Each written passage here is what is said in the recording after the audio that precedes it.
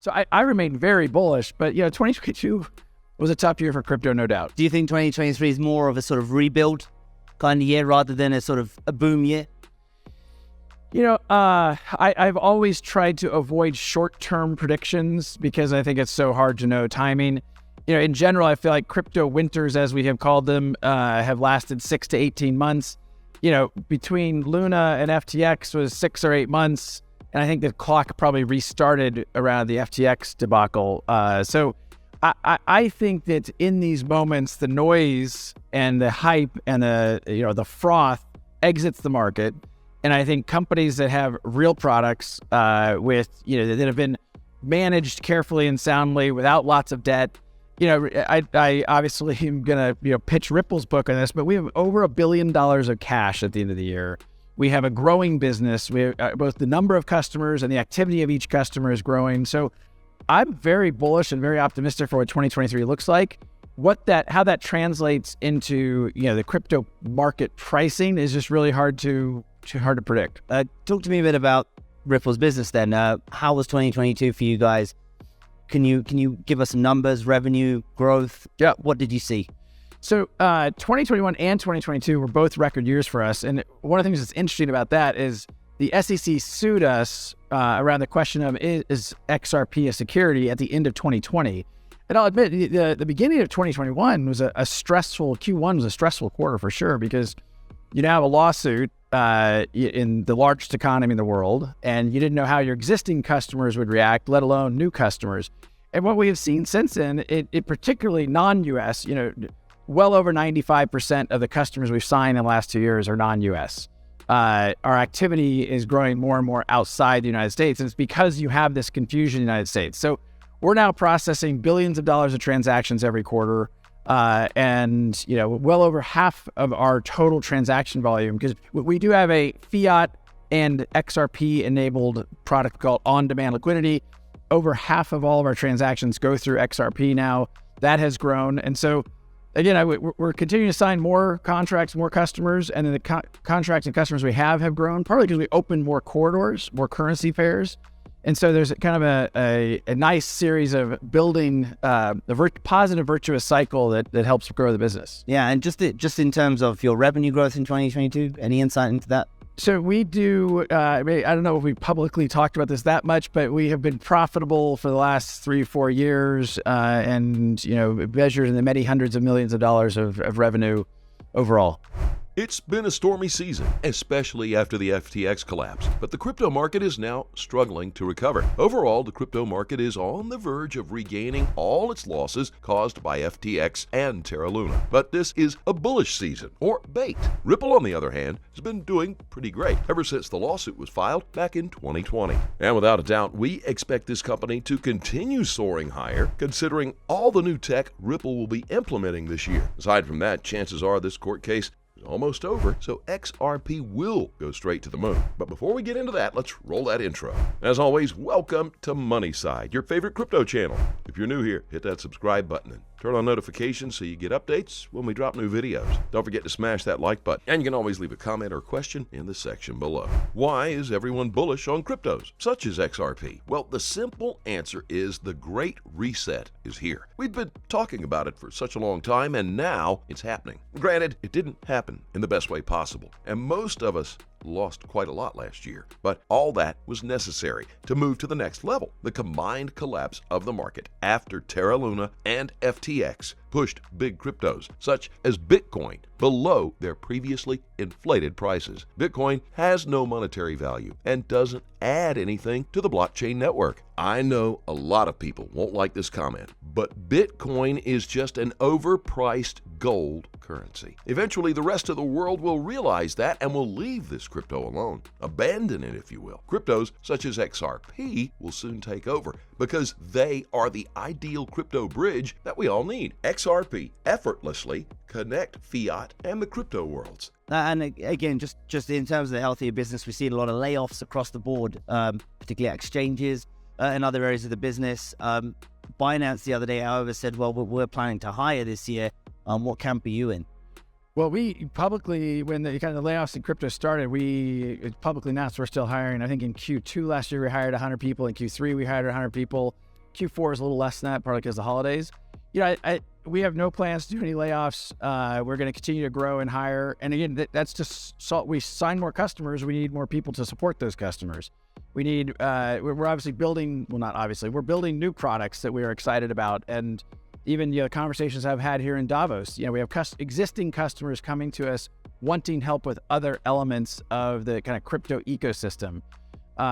So 2022, I think will go down in history as one of the worst for crypto, but I think we lose sight. I was at a panel that you and I chatted a little bit about yesterday, where someone was saying, well, $2 trillion of crypto evaporated. Well, between Facebook and Tesla, $2 trillion evaporated last year. I think maybe I'm exaggerating a little bit. Add Tesla, Facebook, and Amazon, you for sure get $2 trillion. No one's claiming we shouldn't continue to invest in those companies. I think it's clear that low interest rates had driven a lot of froth in macro markets. And as interest rates have, the direction of travel on interest rates changed in the spring of 2022, lots of asset classes hit reset. We obviously saw some bad actors in crypto, and that added to the contagion.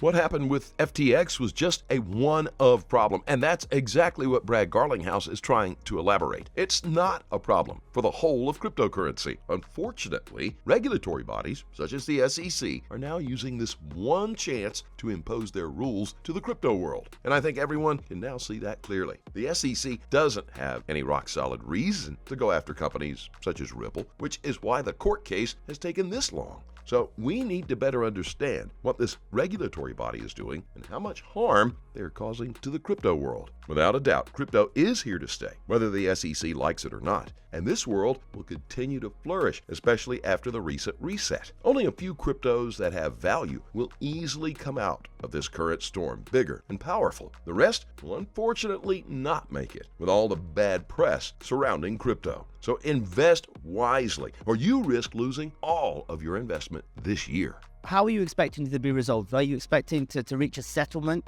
with the SEC, or just let the judge decide on this one?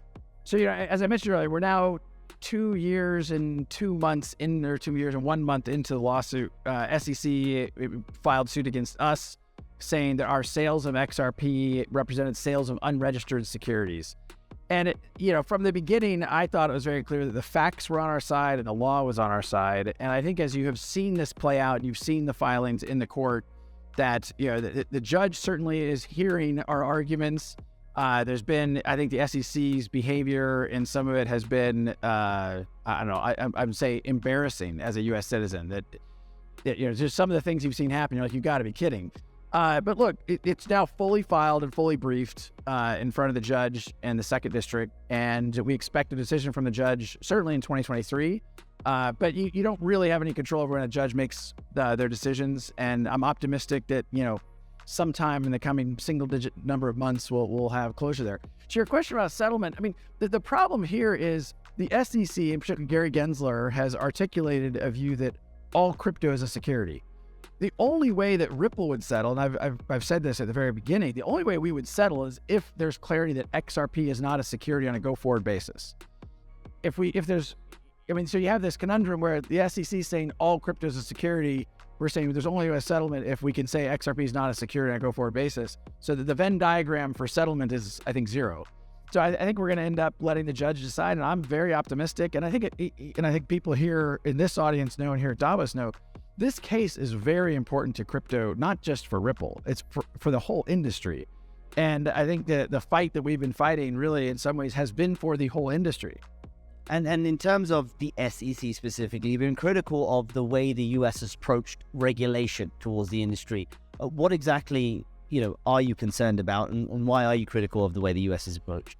Well, two things. One, something called regulation through enforcement is never a particularly efficient way to regulate, right? If you want to regulate, do the work, write the rules, codify the rules. And when a company comes to you and says, hey, help me understand the rules, I want to make sure we're following the rules, help them understand the rules. I met personally with the SEC 3 times. Not once in those meetings did the SEC ever say to me, hey, and by the way, we're totally transparent about what we're doing. Not once did the SEC say, hey, we think XRP might be a security. So then for them later on to go back and say, hey, the whole time we thought XRP was a security, we just didn't tell you. that doesn't feel like a genuine, partnership between public sector and private sector. Moreover, and some of this stuff I'll be more vague about because some of this stuff, it hasn't been public yet. But there's something called the Hinman email. Bill Hinman, the director of corporate finance at the SEC, gave a speech in June 2018 about how ETH had been a security, but had magically become not a security.